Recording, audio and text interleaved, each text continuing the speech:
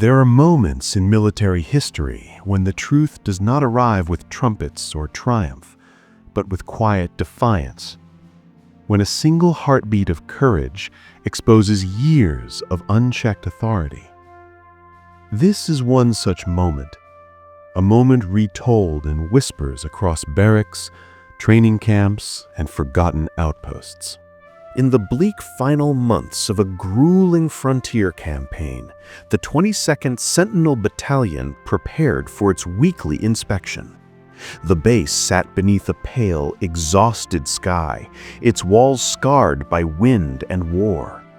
Soldiers lined the courtyard in perfect formation, boots dug into dust that seemed older than the conflict itself. Among them stood a new recruit, just 19, named Rowan Hale.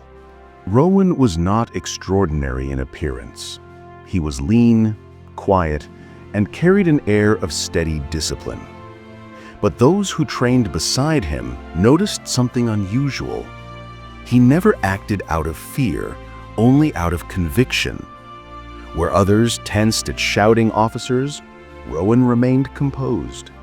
Where others scrambled for approval, he sought only correctness. His captain, however, embodied an entirely different philosophy. Captain Aldrich Stone was a man who believed authority was a weapon, one that should be demonstrated often and violently. Decorated in past campaigns, yet feared by his own men, Stone saw every inspection as an opportunity to remind the battalion who controlled their fate. On this particular morning, Stone's boots struck the ground like iron mallets as he stalked down the line. His eyes did not search for readiness, but for someone to break. And as fate would have it, those eyes landed on Rowan Hale. The courtyard fell utterly still. The story, its legend, was about to begin.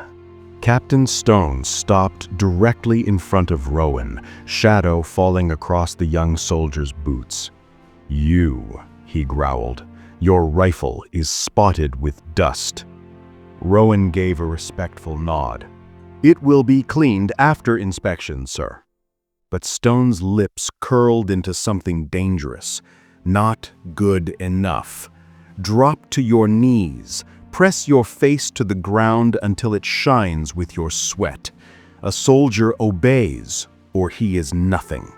A ripple of disbelief passed through the battalion. Everyone knew this was not discipline. It was spectacle, humiliation dressed as command. Rowan did not move, did not blink. A heartbeat stretched into eternity. Then he spoke, quietly, clearly. "Sir, a soldier kneels only for fallen comrades, not for a man's ego." The words struck like a crack of thunder. The courtyard froze. Stone's hand shot toward his holster, rage ignited. But Rowan stepped forward, spine straight, and snapped into a perfect, unwavering salute. The captain stopped mid-motion, his authority breaking like glass. Silence spread across the courtyard like a physical force. Even the flags seemed to halt in the wind. The battalion had witnessed insubordination before, but nothing like this. This was not rebellion, it was dignity. And dignity, when wielded fearlessly, was terrifying. Captain Stone's face drained of color, then flushed red again in a violent wave of humiliation.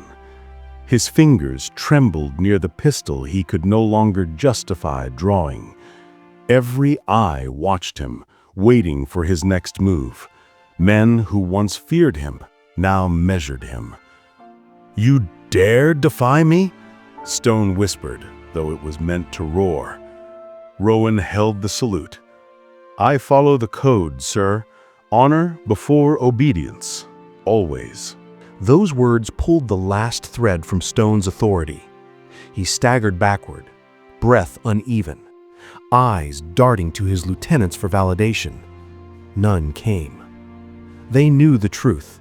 He had crossed the line long before Rowan had spoken. Then footsteps approached, measured, authoritative. The battalion parted as Colonel Thorne, commander of the entire regiment, walked into the courtyard. His gaze swept across the scene with the precision of a blade. "What is the meaning of this disruption?" Thorne asked.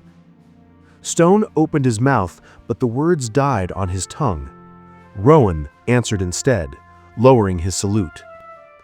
"Sir, I refused an order meant to humiliate, not discipline." A murmur rippled through the formation. No one dared lie, not in front of the colonel. Thorne turned to Stone. "Is this true?" Stone's silence was answer enough.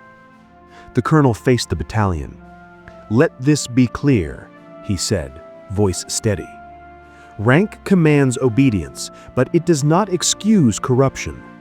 Discipline is not cruelty, and respect cannot be beaten into men." As the disgraced captain walked away, the soldiers of the 22nd stood taller, not because Rowan had defied an officer, but because he had upheld something far greater. The moral was unmistakable. The strongest soldier is the one who refuses to kneel to injustice. Time carried the battalion through new terrains, new battles, and new leadership. But wherever the men of the 22nd traveled, one memory remained rooted deeper than any scar. It became known as the day the battalion went silent. Rowan Hale never claimed heroism for what he did. He never boasted, never retold the moment with pride.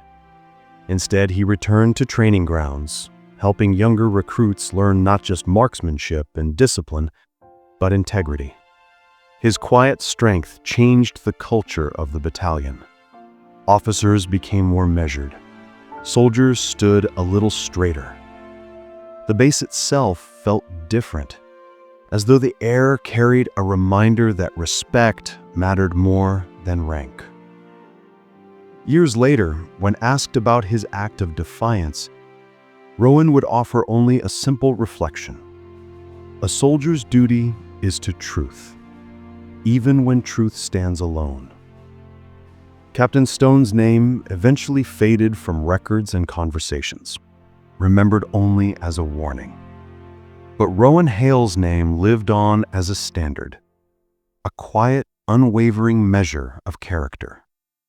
And so the legend spread far beyond the battalion, carried by those who witnessed it, then by those who heard it, and finally by those who needed it. Because throughout history, systems bend under arrogance, but they break under courage. And sometimes the greatest victories are won not with rifles or ranks, but with a single soldier standing firm against a corrupt command. Don't forget to like, comment, and subscribe for more powerful stories from States History USA.